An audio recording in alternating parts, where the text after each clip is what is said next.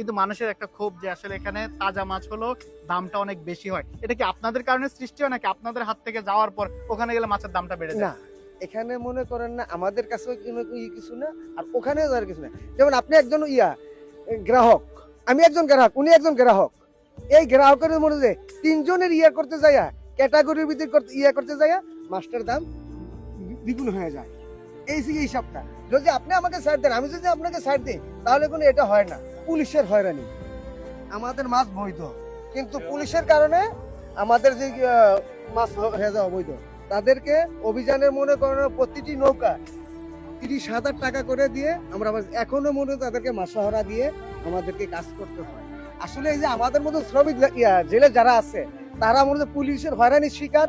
এই যে চাই পাততে যায় তারাও শিকার, যে মহিজাল খেপাইতে যায় তারাও হয়রানির শিকার। তাদেরকে প্রতি মাসে মাসে মাসহারা দিতেই হয়।